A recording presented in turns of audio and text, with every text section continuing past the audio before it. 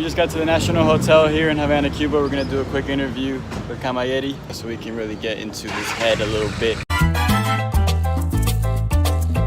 Hola a todos, ¿cómo están? Yo soy Frank y bienvenidos a un nuevo video.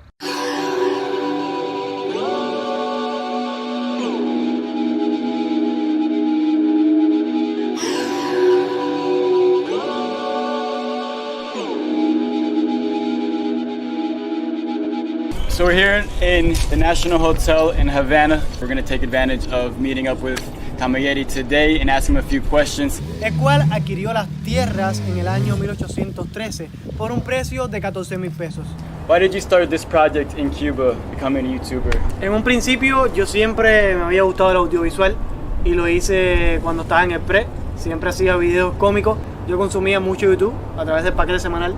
Y de ahí, a ver tanto esto y ver que no había nadie haciendo esto desde Cuba, es que doy ese paso de empezar a crear contenido desde la isla. So what has been the main obstacle here, for you to get your work out for others to see? I'm sure, with the connection speed, you have to kind of move some things around. What are some of those obstacles? Sí, es complejo. Primero que todo porque el internet no llega a todas las casas. Claro. Y solamente está regado por algunos parques. Entonces, el hecho de esperar, 30, 40 minutos que se suba un video, quizás más, 1 hora y media, en dependencia de la calidad del video, hay una herramienta que es las salas de navegación de Telcel. Simplemente tienes que poner tu tarjeta de internet y llevar tu memoria, te sientas ahí, lo subes. Y estamos hablando de que un video de 1,5 GB se puede demorar 10 minutos. ¿Sabes? Es rápido. Lo que ahora mismo lo que estoy haciendo es mandando los videos al exterior y subiéndolos desde afuera. Cuba es compleja. Hablar de Cuba es un tema complejo. Uno, porque siempre viene el tema política.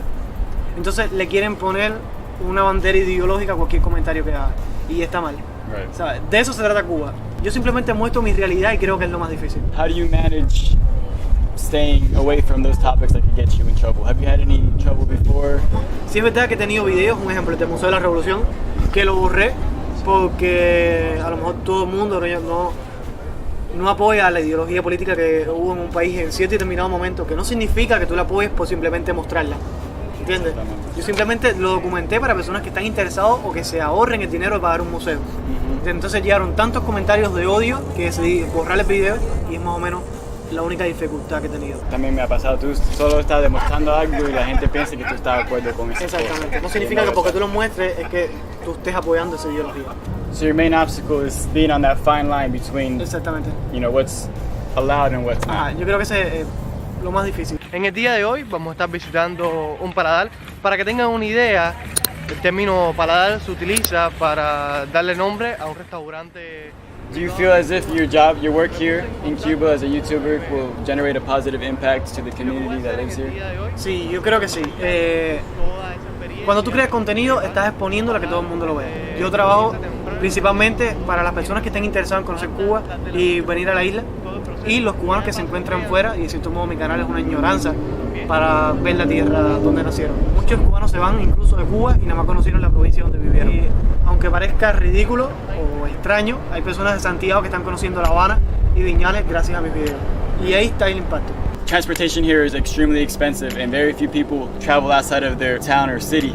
So through his videos they are able to visit other towns and kind of get a feel for what it's like in other parts of Cuba. That's super, super cool. What motivates you the most to get out there and create the content and create videos? Mira, en un principio era ganar vistas y suscriptores, claro, te voy a ser sincero. Salía para crear los videos y después ver qué audiencia tenía, cuánta gente lo veía. Y ahora es difícil, porque ya cuando creas tu audiencia y tu público, el mayor motivo es la aceptación por el otro lado de la pantalla. O sea, yo cuando me grabo, en un principio yo veía una cámara, pero yo ahora veo una audiencia y te enfocas como que estás viendo una persona. YouTube es muy diferente a la televisión, es como la televisión del siglo XXI. En la televisión tú abras y das una información, en YouTube conectas porque puedes hablar con ellos, puedes tener interacción con tus seguidores y eso es lo más importante. La mayor satisfacción es el hecho de poder hablar, debatir e incluso que te den consejos con la audiencia que estás teniendo.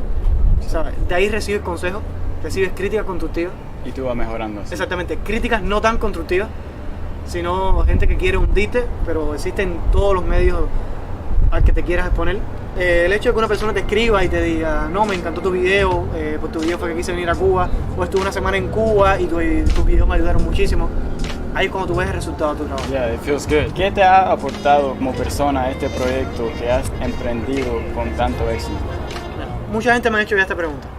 Y aunque tú no lo creas, antes de hacer YouTube, era una persona muy materialista. cuando yo comencé a hacer YouTube, a visitar diferentes lugares de mi país y a invertir dinero en conocer diferentes lugares de mi país, cambió un poco mi perspectiva de ver la vida.